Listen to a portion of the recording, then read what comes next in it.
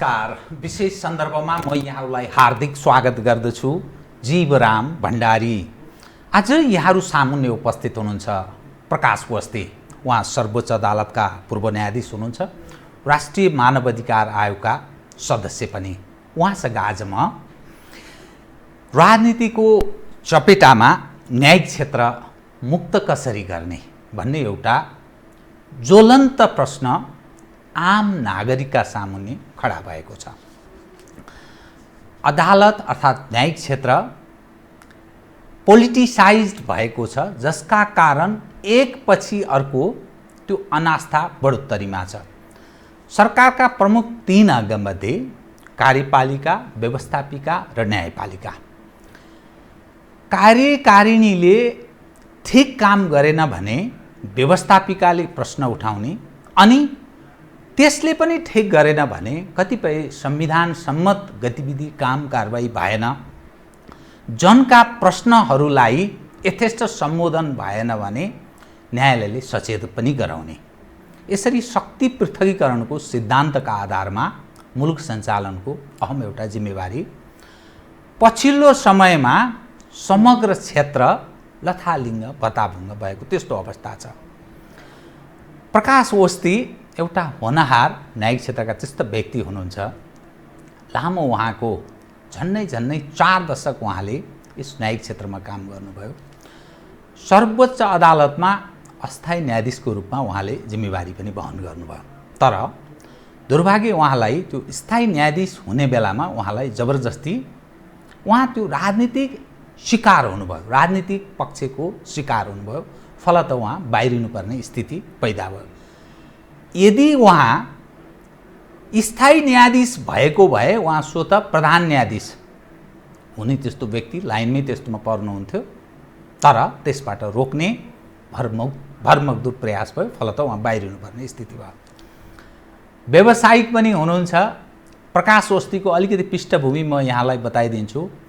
कानुन द्वैमासिकको उहाँ प्रधान सम्पादक, वरिष्ठ अधिवक्ताको रूपमा लामो समय उहाँले सर्वोच्च अदालतमा वकालत पनि गर्नुभयो। विभिन्न लेख रचना मार्फत र समाजमा भएका विकृति, विसङ्गति र न्यायिक क्षेत्रका कतिपय विषयहरूलाई उहाँले उजागर गर्ने निरन्तर प्रयास गर्नुभएको छ। उहाँसँग आज म खुलेर विविध विषयहरू उठान गर्नेछु। सर्वप्रथम म उहाँलाई स्वागत गर्छु। स्वागत छ यहाँलाई। अब म सिधै विषयमा प्रवेश गरेँ। सवाल के रह्यो भने न्यायपालिका उपर मानिसले औँलो ठड्याए।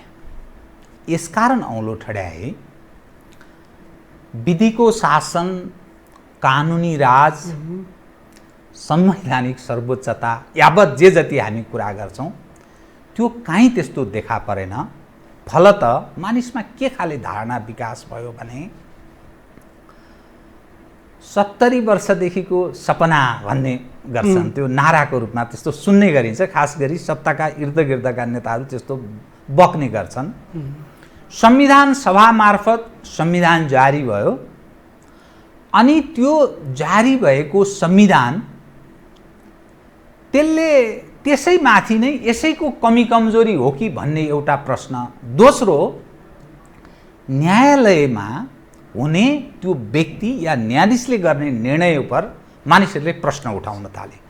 पहिलो व्यक्ति, दोस्रो व्यक्ति, तेस्रो, जो सर्वोच्च अदालतका प्रधान न्यायाधीशदेखि न्यायाधीशहरू सबैका। त यो स्थिति के को उपजको रूपमा यो देखा पर्छ र मानिसमा यो अनास्था, जो जनास्था अनास्थामा किन परिणत भयो? मैले यहीँबाट सुरु गरेँ। कृपया यसपछि म क्रमशः अरू धेरै विषयहरू छन्, तपाईँको अनुभव छ, तपाईँले धेरै प्रयासहरू गर्नुभएको मलाई जानकारी छ, यावत विषयहरू उठान गर्नेछु। कृपया यहीँबाट सुरु गरेँ। अब मूल कुरोमै जाउँ कृपया। र न्यायपालिकाप्रति जुन यहाँले भन्नुभयो, जनआस्था अहिले गिर्दो अवस्थामा, सङ्कुचित, त्यसमा सङ्कुचन आयो। वास्तवमा जनआस्था भन्ने न्यायपालिकाको प्राण हो। जसरी आत्मा बिनाको शरीरको कल्पना गर्न सकिन्न, जनआस्था नभएको अदालतप्रति कल्पना गर्न पनि मिल्दैन थियो, हुँदैन। र जनआस्थामा अब प्रश्न उठ्यो, म सङ्कुचन भयो, ती शब्द प्रयोग नगरिकन के भन्छु भने अहिले विभिन्न प्रश्नहरू विभिन्न कोणबाट प्रश्नहरू उठे। र किन उठे? ती प्रश्न उठ्न दिनुमा अब त्यहाँ को जिम्मेवार छ, जिम्मेवार तत्त्वहरू कुन कुन हुन् त भन्ने कुरालाई नि सिद्धान्तमा जाउँ। व्यक्ति विशेष भने त्यस्तै हो, व्यक्ति आउँछ जान्छ, त्यसलाई छोडिदिउँ। र यहाँ चाहिँ पहिला पनि एउटा कुरो म पहिल्यै सैद्धान्तिक कुरा गर्दछु, एउटा हुन के पर्छ भन्दा नि हिजोभन्दा आज राम्रो हुनुपर्छ, आजभन्दा भोलि राम्रो हुनुपर्छ, क्रमशः सुधार हुनुपर्दछ। तर अब आज बसेर नि हिजो राम्रो थियो, अस्ति राम्रो थियो भन्नुपर्ने दिन आयो भने नि त्यो असफलता हो, घोर असफलता हो।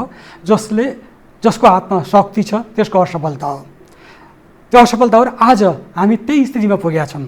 मान्छेहरू भन्न थाले आजभन्दा त हिजो राम्रो थियो, हिजोभन्दा पनि अस्ति राम्रो थियो, जबकि अहिले त संविधान पनि संविधान सभाले बनाएको छ।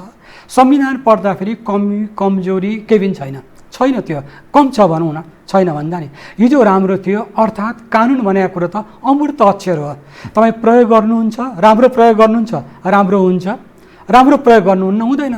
खुकुरी भनौँ न, बन्दुकै भनौँ, कुनै एउटा अपराधीको हातमा पऱ्यो भने मान्छे मार्न प्रयोग हुन्छ, लुटपाट गर्न। तर रक्षकको हातमा त्यही कुरो पऱ्यो भने त्यसले के गर्छ भने रक्षा गर्छ आफ्नो समाजको हरेक कुराको। यो न्यायपालिकाप्रति नि जस्तै आजको स्थितिमा ल्याउनको लागि नि एउटा पक्ष मात्रै जिम्मेवार छैनन्, धेरै यसमा को जिम्मेवार? जस्तो त्यहाँ न्याय परिषद छ, संवैधानिक परिषद छ, अनि संसदीय सुनवाई पनि हुन्छ, जो अमेरिका जस्तो झन्डै त्यस्तो प्र्याक्टिस गर्ने प्रयास पनि भएको छ। विधिको शासनको हामी कुरा गर्छौँ, कानुनी राजको हामी कुरा गर्छौँ। तर देखा पर्छ कसको बेन्चमा पर्यो र के खालको निर्णय होला भन्ने मानिसले पहिल्यै अनुमान गर्ने र बिचौलियाहरू मार्फत फेरि काम हुने, यस्तो एउटा विकृति विसङ्गतिको चरम रूप देखा पर्छ। यो कहाँ समस्या कहाँ हो? त्यसको लागि नि समस्याको जरो खोतौँ पहिला। समस्याको जरो खोतल्दा 3-4वटा कुरो म तपाईँलाई भन्नै पर्छ। यद्यपि यो कुरो साह्रै प्रिय नहोस् धेरैको लागि प्रिय पनि हुनसक्दछ। एउटा कुरो के छ भन्दाखेरि यहाँ अहिले नि एउटा कस्तो एउटा सिद्धान्त एउटा भयो भन्दा लोकलाज भन्ने कुरो हरायो। लोकलाज अर्थात् मैले यो कुरो गरेँ भने पहिला भनौँ न, पहिला के भनिन्थ्यो, धर्मप्रति धर्मभिरू हुन्थे, ईश्वरले हेरिरहेछ, श्राप दिन्छन्, मेरा शाखा सन्तान मासिन्छन् भन्ने कुराबाट मान्छे भय पलाएको थियो र भयले के गर्थ्यो, कुबाटोमा लाग्न केही रोक्थ्यो। अहिले त भए त त्यो हरायो, विवेक पनि काहीँ न काहीँ प्रयोग हुन्थ्यो, विवेक प्रयोग हुन्थ्यो। र त्यो मात्रै होइन, कन्ट्रोल मेकानिजम, नियन्त्रणका संयन्त्रहरू थिए। त्यहाँ हेर्नुहोस्, प्रधान न्यायाधीशको जागिर पनि गएको छ जागिर विगत के राजीनामै सही केही छैन। र अहिले पनि अब 47 सालपछि 2जनाको राजीनामाको माध्यमले जागिर गयो रबिन्सनको केसमा। त्यो बाहेक नि जाँदैन त्यो, अर्थात् जे गरी नै हुन्छ। त्योभन्दा ठुलो कुरो के आयो भन्दाखेरि लोकलाजको अगाडि नि अब त्यसपछि हामी शर्म घृणा सबै कुरो परित्याग गऱ्यौँ। लोकलाज शर्म सब त्यो परित्याग गरेपछि सर्वत्र विजयी भइन्छ भन्छ नि, त्यही कुरो आयो। म पावर छ, मैले यो गर्दै हुन्छ कि बिग्रिने, त्यो स्थिति अहिले एकदम टर्कारो रूपमा आयो। अर्थात् मेकानिजम छैन। यो मेकानिजम नहुन केले सबै भएका संयन्त्र नष्ट गऱ्यौँ हामीले, सब ध्वस्त भए। ध्वस्त गर्न के मद्दत गर्यो?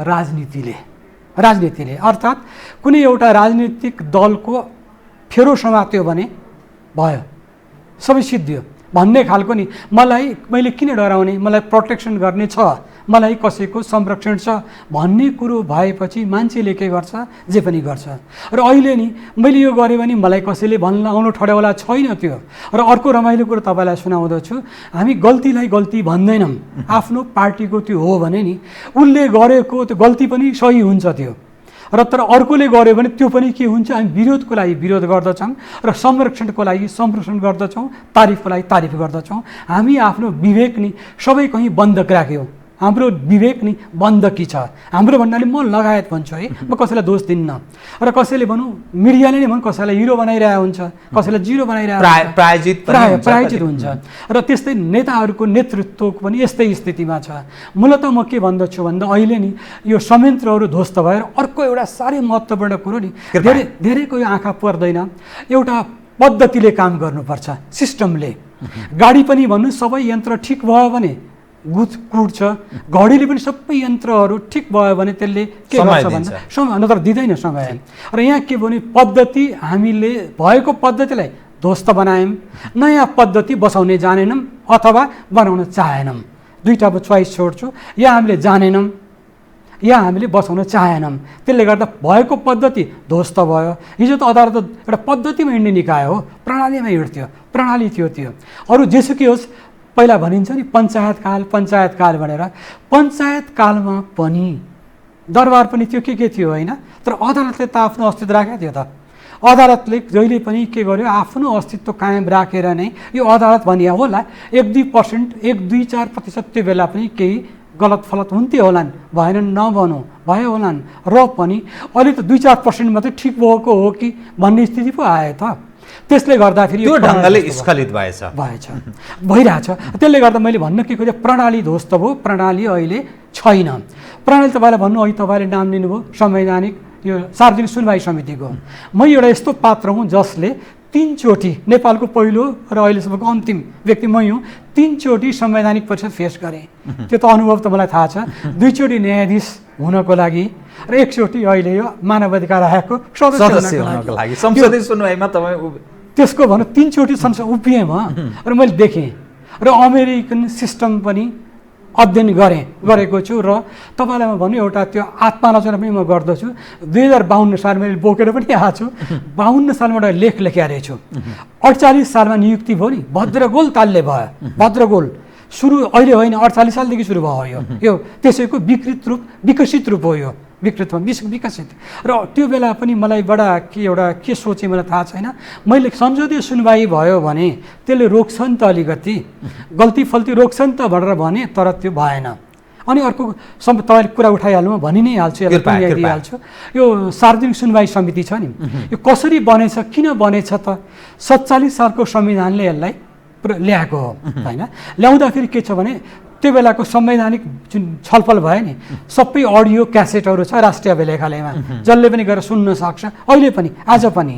र त्यसैलाई स्क्रिप्टमा उतारेर मुकुन्द रेग्मीले किताब लेख्नु भएको छ, एउटा संवैधानिक कानुन किताब छ। त्यो मैले एक सामान्य अध्ययन मैले गरेको छु। 2 भोल्युम छ त्यहाँ हेरौँ न, लेखेकै छ त्यहाँ, बनिया छ। के बनिएछ भन्दा, अब सत्ता पक्ष पनि भयो, प्रतिपक्ष पनि भयो, सबै प्रधान न्यायाधीश पनि भयो, स्वतन्त्र व्यक्ति, संवैधानिक त्यो सभाको, त्यो बेला सभा थिएन, प्रतिनिधि सभाको प्रमुख पनि भयो।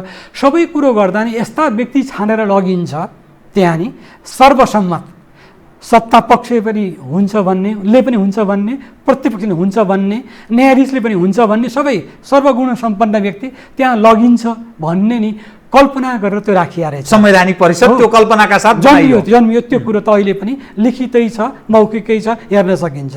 तर त्यो भयो त भएन, अहिले त भागभण्डा भयो। अहिले के भयो भने, तेरो पार्टीबाट कति, मेरो पार्टीबाट कति भनेपछि म कुनै पार्टीबाट परेँ भने अर्को व्यक्ति अर्को पार्टीबाट पर्छ भन्दा नि, यो भागभण्डा गरेर राखेकै होइन। यो राखी उद्देश्य एउटा थियो, त्यो प्रयोग गलत रूपमा गयो। चरित्रमाथिको प्रश्न हो। यो प्रणाली ध्वस्त भयो भने प्रणाली नयाँ बनाउन त खोजियो, राम्रो हो, फेरि नराम्रो होइन। अब तपाईँले प्रश्न उठाइहाल्नु, भनिहाल्छु, न्याय परिषद, संवैधानिक परिषद, न्याय परिषद र संसदीय सुनवाई, यो तीनवटा जोडेर हेरौँ। न्याय परिषद पनि के भयो त, पहिला के भइदियो, पहिलाको स्थिति हेरौँ एउटा छ। र न्याय परिषदको विषयमा त एउटा धेरै नै हामीले अध्ययन पनि गरेका छौँ। मैले पनि अध्ययन गर्ने मौका पाएँ, बाहिरबाट पनि पाएँ, अदालतको भित्रबाट पनि पाएँ। र तपाईँलाई रमाइलो कुरो भन्दछु, मैले त त्यसको माइन्युट पनि पन्ना पढ्ने नै मौका पाएँ। एउटा मुद्दामा झिकाइएर छ अदालतमा, अनि मैले सोचेँ यो त सधैँ मैले पढ्न पाउँछु कि पाउँदिनँ, पढिहाल भनेर सबै पढ्दिएँ मैले पनि। र चाहिने कुरो नोट पनि गरेँ। यद्यपि त्यो बेला त यो थिएन, यो स्मार्टफोन त थिएन, फोटो खिच्न त पाइएन, खिच्न पनि हुन्न, फेरि त्यो गोप्य कुरो हो। तर पढ्ने कुरो नि छ, त्यो आफ्नै दिमागभित्र मात्रै त्यसलाई राखेको छु। र म त्यहाँ त के भइदियो, पछि गएर भन्दा नि यो के भयो, भागभण्डा। मैले कसले मलाई गुण लगायो, त्यसलाई गुण कसरी तिर्ने भन्ने कुरोमा गयो। रोक्ने कोही पनि भएन, छेक्ने कोही पनि भएन, थुन्ने कोही पनि भएन। न्याय परिषद खराब थिएन, यो आफैमा नि राम्रो थियो। तर हुँदो के रहेछ भने, उखान्छ नि, बाँदरको हातमा नरिवल भयो। यो सबै न्याय परिषद पनि र संवैधानिक परिषद पनि, सार्वजनिक सुनवाई समिति पनि, सबै हामीले के गर्यौँ भने, एउटा नि त्यसलाई नि कुन उद्देश्यले जन्मायौँ, र जुन जन्मियो त्यो भएन। न्यायप्रति कुरा उठ्यो नि, म एउटा कुरा भनिहाल्छु। एउटा कुरो कृपया 52 सालमा नि मैले एउटा लेख लेखेका रहेछु। 52 सालमा 2052 सालमा त्यो चाहिँ कानुनमा रिप्रिन्ट पनि भएको छ। त्यसमा मैले के लेखेको छु भने न्याय प्रतिशतको विषयमा म वकिल थिएँ, अधिवक्ता थिएँ, वरिष्ठ पनि भएको थिइनँ। यो धुन्धकारी शिशु शब्द मैले कोइन गरेको रहेछु। धुन्धकारी शिशु हो यो, र यसले के गर्छ भने यसलाई कन्ट्रोल गरिएन भने नि नष्ट शब्द यसले के गर्छ भन्दा बाउआमालाई पिर्छ है यसले। धुन्धकारी शिशु बाउआमा यसलाई नि पिर्छ भनेको थियो नि। र मलाई लाग्छ आज संविधानलाई न्याय परिषदले पिरोलिरहेछ। र अब न्याय परिषद गयो भने नि होइन, संविधानबाट त्यो हट्यो भने अथवा आमूल परिवर्तन भयो भने के कारणले त आफ्नै कारणले, अरू त्यसको आवश्यकता र औचित्य तपाईँ कति देख्नुहुन्छ न्याय परिषदको त्यतिखेर? सदुपयोग भयो भने हो, यो हुन्थ्यो। तर यो सुरुदेखि न यो 48 सालमा सदुपयोग भयो न त्यसपछि भयो। नजिर बिग्रियो 48 सालबाटै बिग्रियो। किन अहिले मात्रै नभनौँ, अहिलेको यो बिग्रेको पराकाष्ठा हो। यो त हुनै थियो, यो त हुनै पर्ने थियो, हुन्थ्यो नै भनौँ न। यो मैले लेखेको छु त्यहाँ न्याय विषवृक्षबाट लेखेको छु। विषवृक्ष भयो। विषले त्यो फल त दिने भयो नि त, रुखको व्यवस्था अहिले फल दिएको मात्रै हो। त्यसले गर्दा अहिले नि यद्यपि सबै कुरो ध्वस्त स्वस्थ समाप्त भएको छैन। एउटा कुरो म तपाईँलाई बताइहालौँ, यो छ नि हामीले एउटा लेख्यौँ बारबाट, श्री हरि अर्यालको नेतृत्वमा एउटा रिपोर्ट लेखेका छौँ हामीले। र म त्यो बेला वकिल थिएँ, म पनि सदस्य थिएँ, मेरो अर्को साथी स्वर्गीय भरतराज उप्रेती पनि थिए, हामी थियौँ। मुख्यतः 3 जनाको त्यहाँ विशेष योगदान छ। र त्यो लेख्दा एउटा के भनिरहेको छ भन्दाखेरि न्याय प्रतिशतको विषयमा नि बडा मिठो कुरोहरू लेखिएको छ त्यहाँ। मिठो भन्नाले तितो, यद्यपि त्यो बेला तितो लाग्यो होला, अहिले त्यो नि शाश्वत सत्य जस्तो भइरहेछ। कटु सत्य यथार्थ परिणत भयो। फेरि भयो भनेर म खुसी छैन है, त्यो म दुःखी नै छु। न्याय प्रतिशत भइदियो के भन्दाखेरि अहिले नि एउटा के सबैलाई बदला लिने जस्तो, कसैलाई पुरस्कृत गर्ने जस्तो, र एउटा कसैलाई केही अनुगृहित गर्ने जस्तो एउटा विकृत रूप पनि यसको पलाउँछ है भनेको थियौँ हामीले। त्यहाँ तपाईँको अनुभवमा नि हजुर त्यो न्याय परिषदले अहिले शब्द चयन हुन्छ नि बिचौलियाहरूको भूमिका कस्तो रहने गर्छ? अब भन्छु बिचौलिया तपाईँले भन्नु, यो शब्द पनि हामीले बारकै रिपोर्टमा नि यसमा हामीले कोइनै गरेका छौँ। यो पहिलोचोटि बिचौलिया भन्ने सर्वोच्च अदालत बार एसोसिएसनद्वारा गठित न्यायपालिकाप्रति जनआस्था अभिवृद्धि अध्ययन समितिको प्रतिवेदन 2064। यसैले बिचौलिया भन्ने शब्द यसैले कोइन गरे हो, यसैले एक किताबले। र यसमा 29 किसिमको बिचौलियाको वर्णन गरिएको छ त्यहाँ होइन। पहिला बिचौलियाकै कुरा गर्नु, प्रश्न उठिहाल्यो बिचौलिया कुन रूपमा छ भन्दाखेरि के म तपाईँलाई भन्छु, एउटा यो सत्य कुरो हो, साक्षी प्रमाणसहित कृपया के छ भन्दा हेर्नु, जब न्यायाधीश भएँ नि, न्यायाधीश भएपछि मलाई के भनियो भने एउटा बिचौलियाबाट, किन मेरो लामो अवधि थियो, प्रधान न्यायाधीशसम्मको अवधि थियो नि हिसाब गरेर। तपाईँ सर्वोच्च अदालतको अस्थायी न्यायाधीश हुनुहुन्थ्यो, तपाईँ स्थायी भएको भए प्रधान न्यायाधीश हुने पक्का पक्की थियो। लामो अवधि रहन्थ्यो। लामो अवधि मलाई के भनियो भने तपाईँलाई मेरो कोही इष्टमित्रलाई गएर मान्छे बेवकुफ रहेछ, हामीसँग मिल्यो भने त खरबपति बनाइदिन्छु, तँलाई पनि अरबपति बनाइदिन्छु भने उसले भन्यो नै।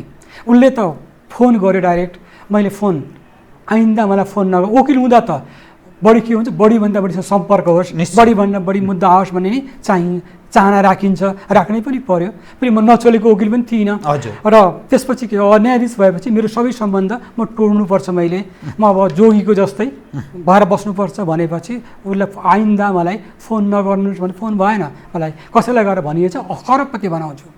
र आज भने तपाईँले यो त गफलाए चाहिँ भन्नुहुन्छ होला, भन्नुहुन्छ नि पक्कै पनि। आज चाहिँ यो सबै तपाईँले मात्र होइन, जतिले हेरिरहनु भएको छ, सुनिरहनु भएको छ, यो कुरो मैले भोलिपल्टै गएर सर्वोच्च अदालतको एउटा फुल कोर्ट जस्तो सबै न्यायाधीश, त्यो बेला 21 जना न्यायाधीश थियौँ। 21 जना न्यायाधीश सरकारले भने मलाई यो व्यक्तिले यस्तो यस्तो भन्यो, यस्तो भन्यो, त्यस कारणले यो जगजगी रहेछ, यो के हो, यस्तो पनि हुन्छ भनेर मैले भने। त्यो सुन्ने व्यक्ति, मैले भने सुन्ने मान्छे 2 जना यस धरतीमा हुनुहुन्न आज। एउटा नामै लिन्छु, भरतराज उप्रेती, अर्को तत्कालीन प्रधान न्यायाधीश केदार प्रसाद गिरी। त्यो बाहेक 19 जना जीवितै हुनुहुन्छ, अहिले पनि जीवित, जसको नाम तपाईँले खुलासा गर्नुभयो त्यहाँ। तर त्यही व्यक्ति एउटा पछि प्रधान न्यायाधीश पनि हुनुभयो। उहाँको दाहिने हात रहेछन्, मलाई के थाहा, मलाई थाहा थिएन त्यो। यो खालको जन्जाल छ, त्यो यस्तो जन्जाल भन्दा पहिला के थियो भने मुद्दामा चलखेल गर्नमा त बिचौलिया हुन्थे। हुन्थे र तपाईँलाई भने 29 जो लेखियो नि त्यहाँ अध्ययन गरेर 29 किसिमको बिचुलिया भन्ने कुरोहरू नि जस्तै मलाई वकिल थिएँ, वकिलको भित्री कुरो त थाहा हुन्थ्यो मलाई, न्यायाधीश कुरा थाहा हुँदैन थिए र केही न्यायाधीशहरूले नि सपोर्ट गर्नुभएको छ त्यहाँ। तपाईँलाई नाउँ त नभनौँ, उहाँहरूले मलाई अनुमति दिनु भएन त्यो बेला पनि। केही न्यायाधीशहरूले नि जस्तै ड्राइभर मुद्दाको भन्छन्, पैसाको अफर कोबाट आउँछ, ड्राइभरबाट आउँछ, भान्सेबाट आउँछ, छिमेकीबाट आउँछ, यी विभिन्न त्यहाँ गरेका छ। अनि पत्रकारबाट आउँछ, पत्रकार एउटा हजुर, एनजिओबाट आउँछ, आइएनजिओबाट आउँछ, कोबाट आउँछ, अर्को त्यो नेताबाट आउँछ, समाजसेवीबाट आउँछ, आवरण छ नेताको, काम गर्छ बिचौलियाको। 29 किसिमको बिचौलिया भन्ने त्यसै हामीले नि त्यसै टिपिया त्यसै त्यो लेखिदिएको होइन, त्यो यी सबै अध्ययन गरेरै अनुभव हो राखियो। अनि तपाईँलाई बिचौलिया भन्नुभयो, त्यसपछि नि अर्को कुरो नि भयो, जब म न्यायाधीश भएँ नि अदालतमा गएपछि, त्यो पनि तपाईँलाई भनौँ, अनि अनुप्रास शर्मा प्रधान न्यायाधीश हुनुहुन्थ्यो तपाईँको समयमा। मेरो त्यो केदारजी पछि अलि पछि त्यो बेला जुन बेला यो गठन भयो नि त्यो आयोग, अनि भने कि उहाँलाई म बाहिर हाम्रो 30 सालदेखिको सङ्गत हो वकिलकै रूपमा, उहाँले वकिलबाटै जानुभयो र म उहाँलाई दाइ नै भन्छु। अहिले पनि अब अफिसियल त अध्यक्ष भन्छु, नत्र भने व्यक्तिगत बस्यो दाइ भन्छु, भाइ दाइ भाइकै त्यो रिलेसन छ मेरो। र उहाँलाई भने दाइ तपाईँको थोरै छोटो अवधि छ, 2 महिना चान्चुन मात्रै हो, 3 महिना पनि पुरा उहाँले यस्तै 2-3 महिना मात्रै थियो, केही गर्नुहोस् भनेर अनि यो हामीले गऱ्यौँ। त्यहाँ पनि एउटा विकृतिविहीन न्यायपालिका अध्ययन गर्ने, बिचौलियाको अध्ययन गर्ने समिति बनायौँ होइन। त्यो समितिको पनि एउटा रिपोर्ट छ, त्यहाँ चाहिँ रामप्रसाद श्रेष्ठ, खिलरादेवी, म पनि छु त्यहाँ होइन। यो पनि एकदमै मोटो घाटो नै छ, त्यो यस्तो छ। विकृतिविहीन न्यायपालिकाको विकास अध्ययन प्रतिवेदन 2066 यो पनि बन्यो। र तपाईँलाई बताउँछु अनुप्रास शर्माले गठन गरेको आयोग थियो र यसले गर्यो र यसले रिपोर्ट पनि दियो। र तपाईँलाई अझ रमाइलो कुरो सुनाउँछु, यसलाई सार्वजनिक गर्ने भनेर नि यो अनुप्रास शर्माको एज ए प्रधान न्यायाधीश अन्तिम निर्णय थियो त्यो फुल उहाँले एकदम टिप्पणी सदर गर्नुभयो। यो सार्वजनिक भयो कति दिन भयो थाहा छ? 4 दिन कि 5 दिन वेबसाइटमा राखी हटाइहाले त्यो, किनभने यो धेरैलाई मन पर्दैन कि यो रिपोर्ट पनि, र धेरैले यो पढ्न पनि पाएको छैन, किनभने कटु पक्ष उल्लेख छ इमान्दारीपूर्वक। अनि अर्को कुरो आयो नि, मलाई चित्त बुझेन के भन्दाखेरि यो रिपोर्ट लागू नै भएन भनेर नि। बारको रिपोर्ट त सुझाव मात्रै हो, त्यो लागू हुने कुरै आएन, त्यसको त लिगल भ्यालिडिटी थिएन। त सुप्रिम कोर्टको यो 66 सालको रिपोर्ट लागू भयो भन्छु म। तपाईँलाई बताउँ, यसैको पूरकको रूपमा नि रामप्रसाद श्रेष्ठ प्रधान सुन्नुभयो नि, अर्को एउटा समिति गठन गर्नुभयो। त्यो के गर्नुभयो कि त्यो बेलामा सर्वोच्च अदालतमा 458 जस्तो लाग्छ मलाई, 458वटा भ्रष्टाचार मुद्दा थिए नछिनेर बसेका, लम्बिएको लम्बे गर्थे। अनि मेरै संयोजकले कमिटी गठन गरिदिनु भयो, कसरी छिटो गर्ने भनेर यसको पूरकको त्यो पनि रिपोर्ट धेरैसँग छैन, म तपाईँलाई दिन्छु। सर्वोच्च अदालतमा विचाराधीन भ्रष्टाचार सम्बन्धी मुद्दाको काम कारबाही सम्बन्धमा अध्ययन गर्न गठित समिति 2068 यो पनि उहाँले पूरकको रूपमा यो पूरकको रूपमा यो आयो। अब यसपछि यो अनि हेर्नुहोस्, यसपछि भन्नुहोस् त के गोविन्दराज जोशीको मुद्दा छिनिएन? यसपछि अनि चिरञ्जीवी बाग्लेको छिनिएन? मैले अरू पनि धेरै जयप्रकाश आनन्द लगायत नि मुद्दाहरू यो किन लागू भएन? यसमा लेखिया छ। यो धेरैले पढ्न पाउनु भएको छैन, के छ भित्र थाहा छैन, किन म त भित्रै नै छु नि, ठिक मलाई थाहा छ त्यो। किनभने यो रिपोर्ट लागू भयो कोसँग? खिलरादेवीको पालामा। यद्यपि खिलराज श्रीमानले लामो समय काम गर्न पाउनु भएन, किन उहाँ उता जानुभयो होइन, एज अ एक्जिक्युटिभ कार्यकारी भएर अध्यक्षमा जानु होइन, प्रधानमन्त्री सर भएर जानुभयो, प्रधानमन्त्री सर। त्यसले गर्दा पुरै लागू हुन सकेन। त्यो बेलासम्म नि यदि खिलराज श्रीमान रहिरहनु भयो भने नि पुरा समय नि यो रिपोर्ट अझ बढी प्रभावकारी हुन्थ्यो भन्ने कुरा नि मलाई विश्वास छ, म विश्वस्त छु। अब यहाँसम्म आइपुग्दा नि यहाँले धेरै प्रयास पनि गर्नुभयो। एउटा कुरा अलिकति खोल्न मिल्छ, अनुकूल हुन्छ भने मात्रै भनिदिनु होला, यदि भएन भने जो मानिसले बिचौलियाको भूमिका निर्वाह गर्यो, तपाईँको निरन्तरता उप, तपाईँलाई स्थायी बनाउने सवाल उप त्यत्रा न्यायाधीशहरूका सामुन्ने तपाईँले खुलासा पनि गर्नुभयो। कुन महाशय हुनुहुन्थ्यो त्यो नाम भन्न मिल्छ कि मिल्दैन? अब के भनिहाल्नु र, तर जो 19 जनालाई थाहा छ, सबैलाई थाहा छ, यो थाहा भएको कुरो हो। र अहिले पनि उहाँ त्यही काममा त्यही वृत्तिमा हुनुहुन्छ भन्ने त्यही वृत्तिमै उहाँ प्रभावशाली हुनुहुन्छ। अहिले पनि भनौँ तपाईँले एउटा कुरा, अहिले त बिचौलिया नि मुद्दाको चलखेल मात्र होइन, न्यायाधीश नियुक्त गर्ने हैसियतमा पुग्नुभयो बिचौलियाहरू नै। अब त न्यायाधीशको नियुक्ति पनि न्याय परिषदको माध्यमबाट उहाँहरूबाटै हुन्छ। अब यत्रो विकृति विसङ्गति जुन कुरा हामी पनि अनुभव गर्छौँ, म पनि कानुन र पत्रकारिताको सामान्य विद्यार्थी भएको हुनाले त अब कसरी चल्छ त बताइदिनुहोस् त। यो देशमा न्यायपालिका छ, सर्वोच्च अदालतदेखि विभिन्न संरचना छ कि न्यायिक क्षेत्रका, अनि फेरि त्यो गठन सम्बन्धी न्यायाधीशको नियुक्ति गठन सम्बन्धी संवैधानिक परिषद, न्याय परिषद, अनि फेरि संसदीय सुनवाई समिति पनि छ, साराका सारा छ जो इन्टरनेसनल प्र्याक्टिसमा रहेका पक्षहरू पनि छन्। तर हाम्रो देशमा कुनै चिजले काम गर्दैन, विकृति र विसङ्गति र जनआस्था अनास्थामा परिणत बढोत्तरीमा छ। त यसले ल्याउने जो भयावह जुन अवस्था छ नि, यो त बडा खतरनाक अवस्थामा प्रवेश गर्छ भन्ने अर्थ लाग्छ। के गर्ने त, के गरिनुपर्छ अब? ठिक छ, म एउटा कुरा यो त्यो भूमिकामा पस्नुभन्दा अगाडि नि, ठिक छ, अब के गर्नुपर्छ भन्ने पनि छ। एउटा कुरा म यहाँलाई अझै भन्छु, कृपया। अदालत चाहिँ सम्पूर्ण रूपले नि समाप्त भइसकेका छैन है। ए अझै त्यो बचाउन सकिन्छ, त्यो कुरो यही प्रतिवेदनमा लेखिया छ।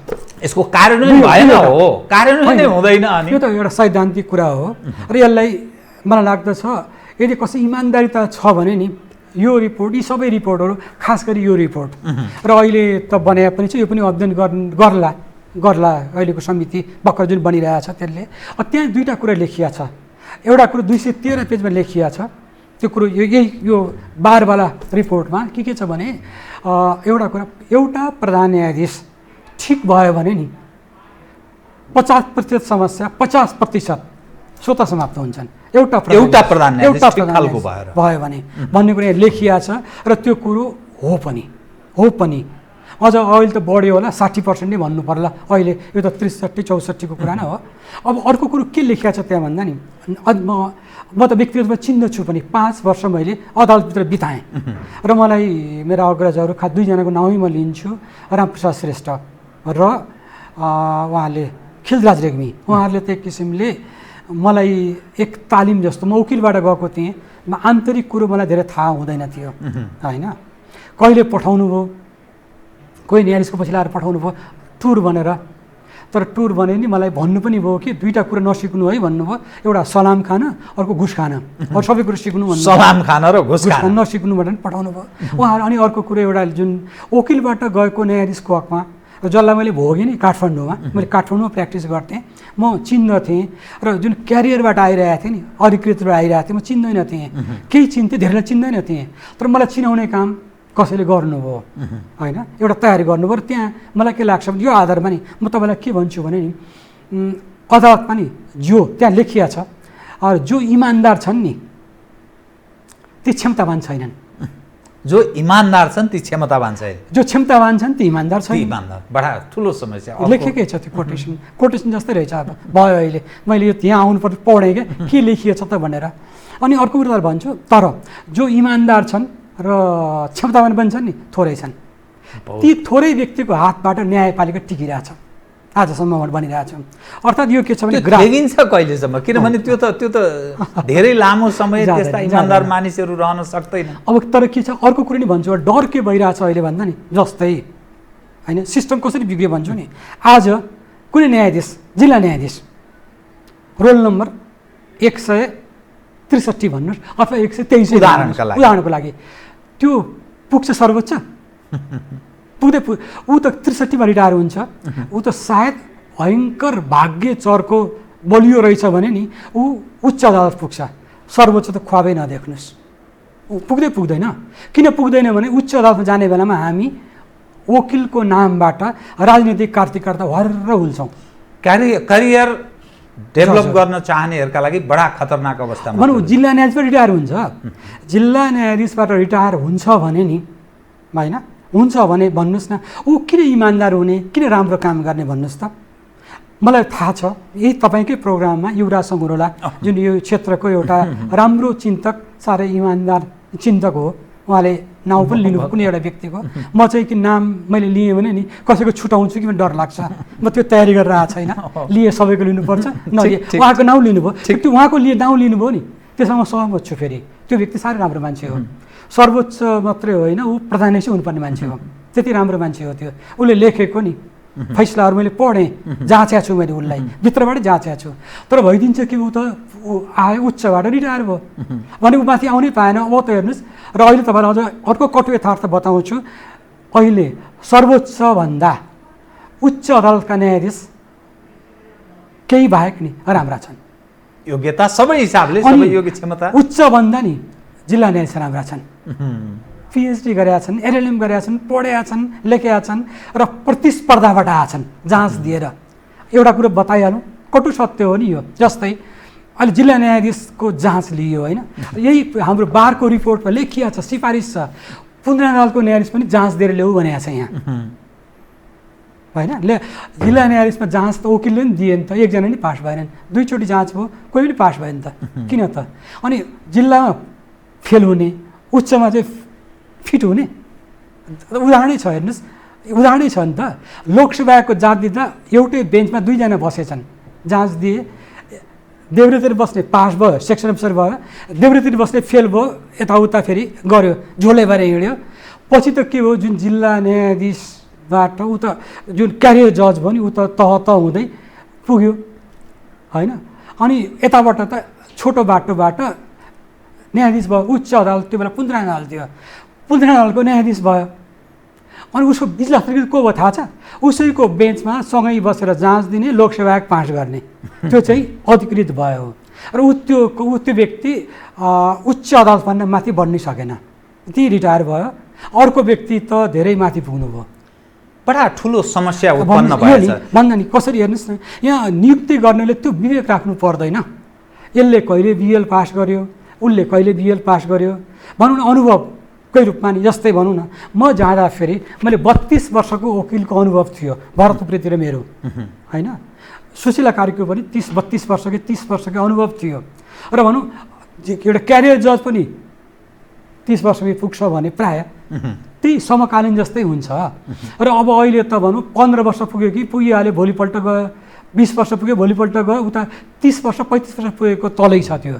फेरि ऊ फेरि खराब छैन, उसको लागि राज्यले ठुलो लगानी गरेको छ, लन्डन लगेर पढाएर ल्याएको छ, अमेरिका लगेर पिएचडी गराएर ल्याएको छ, दुनियाँ गरेको छ, खर्च गरेको छ।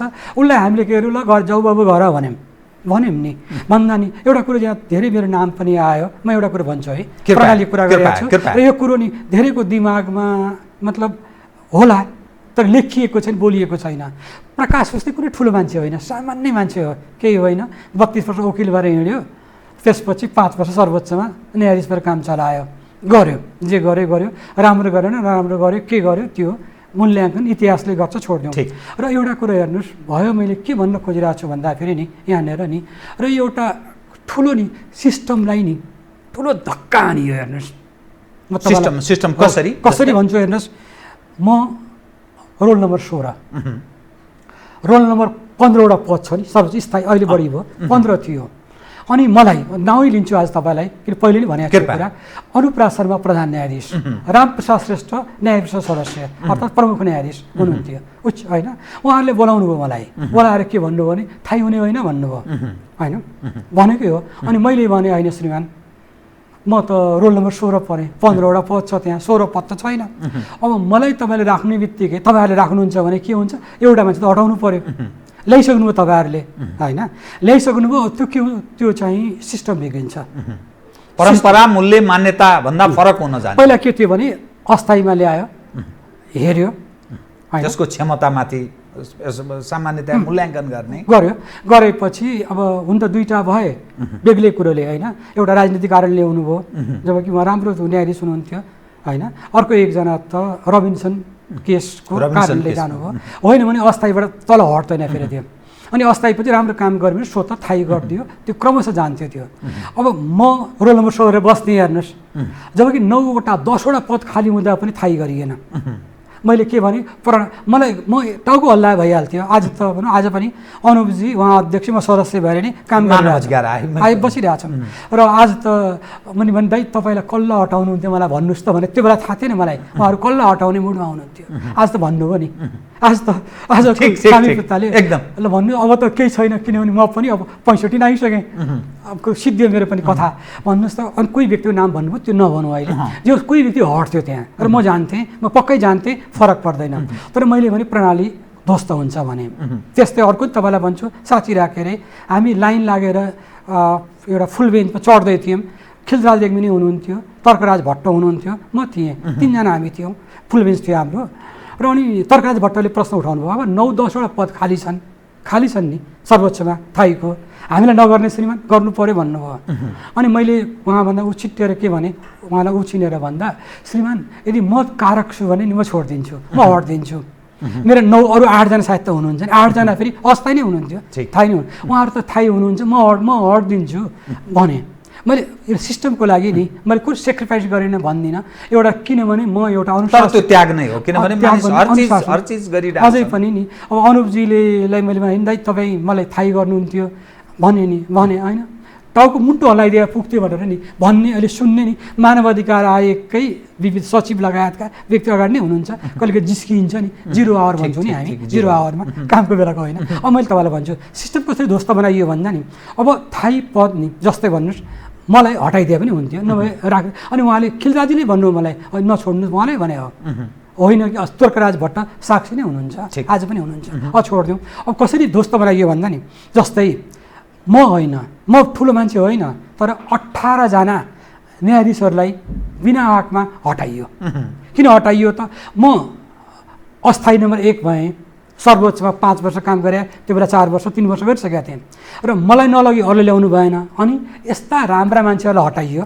तपाईँ, भरत राजुपेती, पवन ओझा लगायत धेरै नै 18। पवनजीको अहिले पहिला हो, र हामी 2 जना मतलब लगायत नि। हामीलाई थाई गर्ने बित्तिकै के हो त भन्दा, अब कसलाई ल्याउनु पर्यो, भनौँ न पुनरायण अदालतका, उच्च अदालतका अहिलेका मुख्य न्यायाधीश ल्याउनु पर्यो नि त्यहाँ।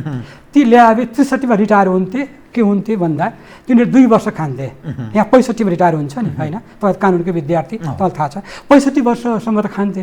त्यो भइदिए के हुन्थ्यो, सिनारी अर्कै हुन्थ्यो होइन। मैले नाउँ लिइनँ, धेरै व्यक्ति यति राम्रा न्यायाधीशहरूलाई बिचमा बिदा गरियो हाम्रो नाउँमा, मेरो नाउँमा भनौँ, खास गरी मेरो नाउँ भन्छु, अझ मेरो नाउँ भरत उप्रेतीको नाउँमा बिदा गर्दै गइयो।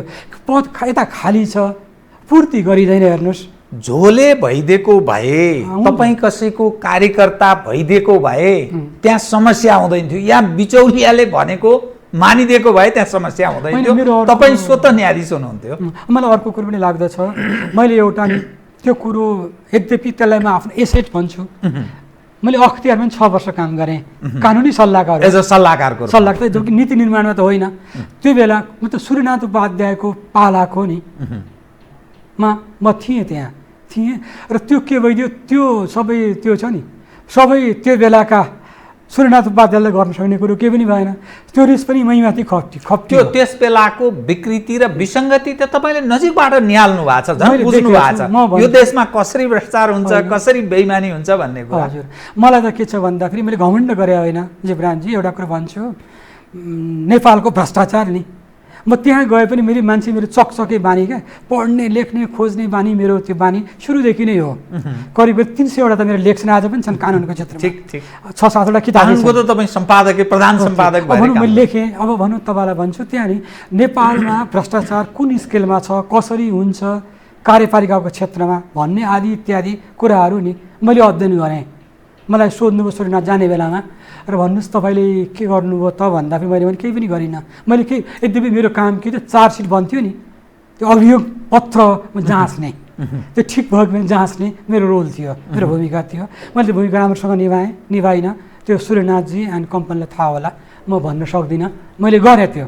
त्यस्तै मैले भनौँ न्यायपालिकाको नि मैले के भयो त, यतापट्टि छ नि वकिलको रूपमा पनि हेरेँ, न्यायाधीशको रूपमा पनि हेरेँ। किनभने 2टा अदालतका भित्री रिपोर्ट, आन्तरिक कुराको रिपोर्ट त मैले लेखेँ, अध्ययन गरेँ, लेख्न सही पाइनँ, त्यो नि भन्छु तपाईँलाई। लेखेँ, लामो लेखेँ, मलाई बोलाउनु भयो खिलराज रेग्मीले, त्यो नि भनिहालौँ, मैले एक्चुअली पहिला नि भनेको छु यो कुरा, भन्दाखेरि आपत्ति हुँदैन। उहाँले भन्नु होइन, होस् त्यो श्रीमान, हामी एकअर्कालाई श्रीमान त्यहाँ भन्ने चलन हुन्छ, त्यहाँ जी सर भनिन्न। अनि भन्नु होस् त्यो श्रीमान, यो सबै लेख्दा नि के हुन्छ भन्दा नि यो त बाहिर जान्छ, अदालतप्रति नि धारणा बन्छ, जो छ नि त्यो नकारात्मक बन्छ। यी सबैको लागू गर्न हामी नै हो नि, तपाईँ नै हो, मै नै हो, रामप्रसादजी नै हो, सबैको नले हो भन्नुभयो, मस्तिष्कमा राखौँ अनि त्यसलाई कार्यान्वयनमा लैजाउँ, कारण गरौँला भन्नुभयो। त्यो कुरो मलाई नाजायज लागेन। जेसुकै होस् नि, मेरो अदालतप्रति, न्यायपालिकाप्रति मलाई कुनै कुनै केही छैन, कुनै त्यो आफ्नो रोष भनौँ, कुनै गुन्जाइस केही मलाई कुनै एउटा टिप्पणी नै छैन त्यो मलाई कुनै। म यहाँलाई अलिकति यो विषय अलिकति सोध्न मन लाग्यो, आम जिज्ञासा पनि हो। यहाँले अख्तियार दुरुपयोग अनुसन्धान आयोगको एज अ कानुनी सल्लाहकारको रूपमा जुन भूमिका निर्वाह गर्नुभयो नि, त्यहाँबाट हेर्दा तपाईँले नजिकबाट यो देशमा यो देश बिग्रनुको प्रमुख कारणमध्ये भ्रष्टाचार जन्य कृत्य र त्यो यत्र तत्र सर्वत्र छ भनेर भनिन्छ नि, त्यो देखिएको पनि छ, हरेक दृश्यले त्यो देखाउँछ। राजनीतिमा भ्रष्टाचार छ, प्रशासनमा छ, न्यायालयको कुरामा अब एकदम खुल्लम खुल्ला जस्तो देखा पर्न थाल्यो। अरू संयन्त्रहरू सबै भ्रष्टाचारको यो अखडाको रूपमा नेपाल विकास भएको छ। तपाईँको दृष्टिकोणमा सबभन्दा बढी भ्रष्टाचार प्रायोरिटीको आधारमा कुन क्षेत्रमा बढी हुने गर्दो रहेछ, के देखियो त्यहाँ? अब भनौँ कृपया। कार्यपालिका, न्यायपालिका, विधायिका तिनटै अङ्ग भनौँ मुख्यतः। कार्यपालिका व्यवस्था, न्यायपालिका, ठिक। तर कार्यपालिकाभित्र आर्मी पनि पर्छ, सेना पनि पर्छ, प्रहरी पनि पर्छ है। र तिनटाको तुलना गर्ने हो भने नि सबैभन्दा कम भ्रष्टाचार न्यायपालिकामा छ, कम छ अझ। रेट पनि कम छ, स्तर पनि कम छ। किनभने त म भन्छु यो कुरा, म न्यायाधीश हुँ, सर्वोच्च अदालतप्रति म न्यायपालिकाप्रति अहिले पनि न्यायपालिकाकै म आफूलाई सिपाही नै भन्दछु। किन मैले 40 वर्ष खाइखेलेको आँगन त त्यही हो नि। मलाई कुनै त्यहाँ न्यायपालिकाप्रति कुनै ऊ नै छैन, टिप्पणी नै छैन। मलाई हटाए पनि कसले हटायो भने मलाई भ्रष्टाचारले हटायो। म पराजित भएँ भ्रष्टाचारबाट, म न्यायपालिकाबाट होइन, न्याय परिषदबाट होइन, अरूबाट होइन।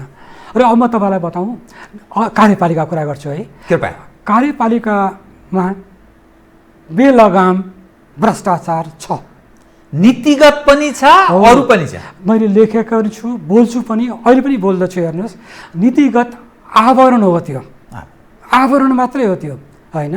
नीतिगत भन्नाले हो, तर यहाँ हिम्मत चाहिन्छ। फेरि त्यो हिम्मत गर्न न अख्तियारले सक्यो न अदालतले सक्यो है। अलिकति मैले कोसिस त गरेँ, तर त्यो मेरो सिङ्गल बेन्च थियो, मैले त्यो पुरा गर्न सकिनँ। नीतिगत भने के भन्नुहोस् न? सबैलाई, एउटा समुदायलाई, पुरा समाजलाई, राष्ट्रलाई प्रभाव पार्ने खालको कुरो न नीतिगत हुन्छ। जस्तै भनौँ न, यहाँबाट यो किन्ने, यो टेन्डर आह्वान गर्ने, यो टेन्डर नभई किन्ने भन्ने कुरो नीतिगत हुन्छ र? अमुक कुरो हुँदैन, त्यो हुँदैन। त्यो कुरो मुद्दा चलाउने क्षमता राख्नु पऱ्यो कसले? अख्तियारले। त्यो कुरो होइन भनेर व्याख्या गर्न सक्न कसले पर्यो? अदालतले। कानुनले त हटाइयो नि, पहिले त ल्याएको होइन र एकचोटि कार्यपालिकाले मन्त्री प्रधानमन्त्रीलाई अख्तियारले हेर्नै नसक्ने ल्याएन र? बालकृष्णजीले रिट हालेर अवैध घोषित गरे होइन र? त्यो उसको नियत थाहा भइहाल्यो नि, त्यहाँ थाहा भएन र? थाहा भयो। त्यो ब्रह्मलुट मचाउन चाहन्छन् राजनीतिक वृत्तका कार्यकारिणीहरू।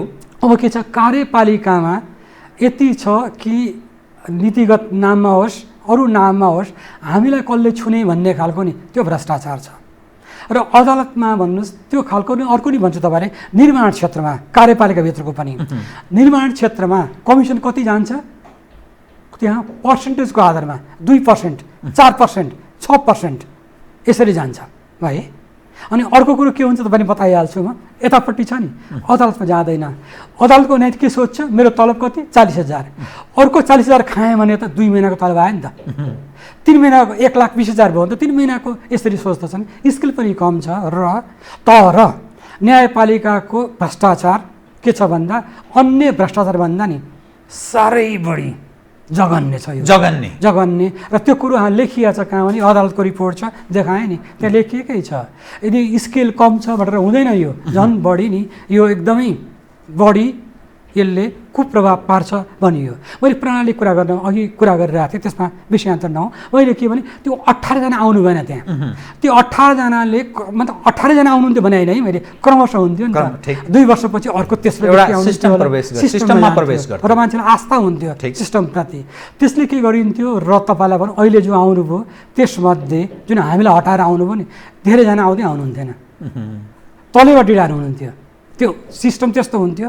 तर भइदियो, त्यो ल्याइयो, त्यसले के गरियो? ध्वस्त बनाइयो। र एउटा क्रिम जुन वर्ग थियो, म होइन है, म भन्दा पनि उच्च अदालतका अहिलेको त्यो बेला पूर्ण अदालतका मुख्य न्यायाधीशहरू 18 जनामा नाउँ लिन सक्दछु। अनि त्यो मात्रै होइन, अर्को सिस्टम भन्छु, ती यदि न्यायाधीश मुख्य न्यायाधीश माथि आएको भए के हुन्थ्यो? अर्को सामान्य न्यायाधीश मुख्य हुन्थ्यो। अनि खाली हुन्थ्यो नि, जिल्ला न्यायाधीश त्यहाँ आउँथे, 2 जना जिल्ला न्यायाधीश आउँथे होलान्, 1 जना वकिल जान्थ्यो होला, यसरी बढ्दै जान्थ्यो नि। त्यो सिस्टमै ध्वस्त बनाइदिए सिद्धिको नि। अब क्रिमहरू त्यहाँ प्रवेश गर्न नसक्ने भयो, थैली बिना काम नहुने स्थिति। अनि यसैमा मैले जोडेँ, अब यसले त ठुलो भयावह समस्यामा हामी पसिसक्यौँ, जन्जालमा पसिसक्यौँ। त्यो संवैधानिक अङ्गले भ्रष्टाचार नियन्त्रण गर्ने सवाल उप र न्यायपालिकाले, सर्वोच्च अदालतले, न्यायिक संयन्त्रले त्यसलाई नथी लगाउने, कन्ट्रोल गर्ने, चेक एन्ड ब्यालेन्स गर्ने त्यो भूमिका किन निर्वाह गर्न नसक्या? कहाँ समस्या कहाँनिर रह्यो? इच्छा शक्ति। एक शब्द भन्दाखेरि, यद्यपि अहिले एउटा समिति बनाएको छ अदालतभित्रैबाट, ठिक छ, त्यसलाई राम्रो काम गऱ्यो भने स्याबासै भनौँ, राम्रो गर्ला अनुमान पनि गरौँ, यसले अहिले नै खत्तम गर्ला, नराम्रो गर्ला किन भन्ने र। तर एउटा कुरो भनिहाल्छु है मैले, कृपया। त्यो के छ भन्नुहुन्छ भने हेर्नुहोस्, नेपालमा नि एउटा प्रचलन के छ, यो आयोग समिति भन्ने कुरा नि 2टा कारणबाट बनाइन्छ। एउटा कुनै एउटा आन्दोलन चल्यो, कुनै एउटा विद्रोह भयो, थामपुर गर्न तत्कालको लागि नि यो समितिले गर्दैछ, आयोगले गर्दैछ भनेर चित्त बुझाइदिएर बुझाउने, अनि त्यो सेलाउँछ त्यो। अनि हामी नेपालीको प्रवृत्ति के छ भने नि, केही पर्यो हामी भयङ्कर जाग्छौँ, अनि केही दिनपछि बिर्सन्छौँ, केही दिनपछि त्यो सेलाउँछौँ। पहिलो हामी खुब जाग्छौँ, त्यसपछि सेलाउँछौँ होइन, त्यसपछि अनि बिर्सन्छौँ त्यो। र भनौँ 72 सालको भूकम्प बिर्से जस्तै सब बिर्सन्छौँ। यदि यो समिति नि सदुद्देश्यले बनेको हो भने राम्रो हो, नम्बर 1। दोस्रो कुरो म भनिहाल्छु, जस्तै यो आयोग समिति भन्ने कुरो नि अध्ययन हुनुपर्छ। तर अनि अर्को नेपाली प्रवृत्ति के छ, केही पर्यो भने नि गरिहाल्ने, गरिहाल्ने, अनि भन्छौँ नि हतारमा गर्ने, फुर्सदमा पछुताउने। र अहिले पनि केही गरियो भने नि त्यो के हुन्छ, अहिले प्रश्न उठिरहेछ, संवैधानिक परिषद निकममा, सार्वजनिक सुनवाई समिति फालिदिउँ, न्याय परिषद फालिदिउँ, अथवा यस्तो सब होइन, होइन, सिस्टम बिग्रिन्छ। फेरि यो के छ, भइरहेको सुधारौँ, त्यहाँ कमी कमजोरी खोतनौँ, हेरौँ, अध्ययन गरौँ। तर यो अध्ययन नि यो लरो तरो अध्ययनले हुँदैन यो, अब हुँदैन। किन हुँदैन भन्दाखेरि यहाँ नि कसैप्रति विश्वास छ अथवा छैन, प्रश्न उठिसक्यो।